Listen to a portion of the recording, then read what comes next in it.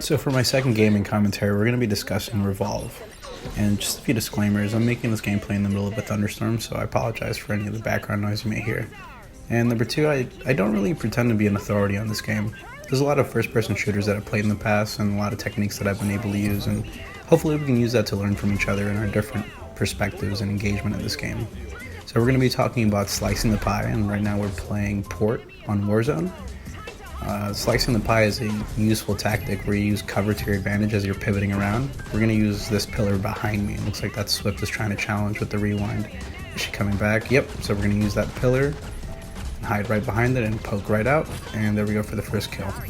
So you can use slicing the pie in, for example, Call of Duty or Counter-Strike or anything with a low latency usage. Now you have to consider that Revolv's reticle is aimed exactly in the middle of the screen.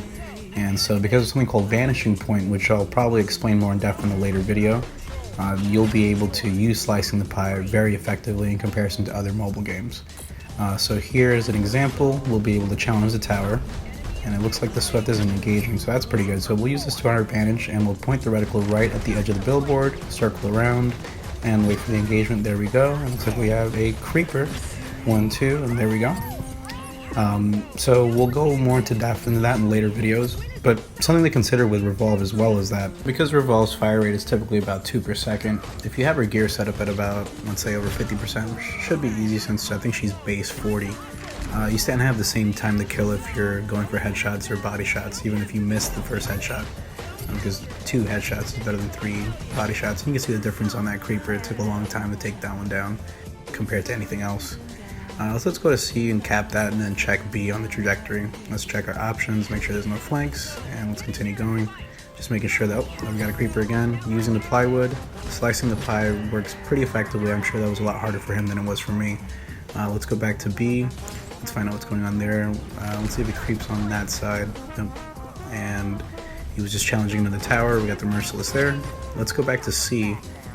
Even though A needs to be taken care of, because you want to do proximity-based movements when it comes to Warzone or Domination or whatever you want to call this game mode.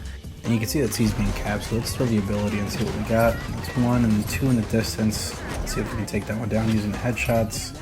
The tower is pretty beefy. We'll cap C. We'll check our corners, make sure there's no flanks, and go back to B. So as you can see, slicing the pie is pretty effective.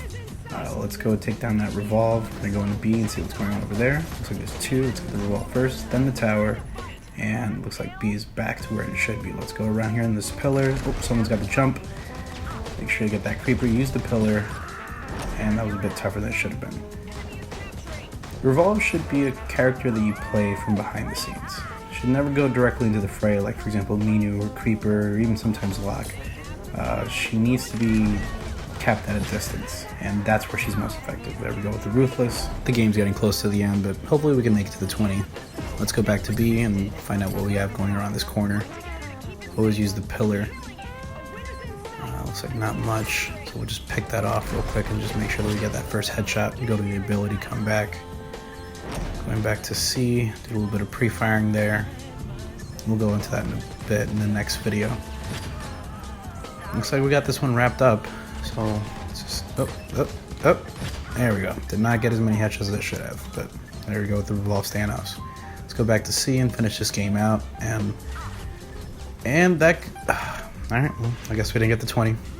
Hopefully I was able to shed some light on Revolv, and maybe you'll pick her as the agent on your next game. I think I'm going to be making a lot more videos on this. I'm not sure what direction I'm going with it in, but if one person learns something, then I think I've done my job. Take a little picture of that. Stay tuned.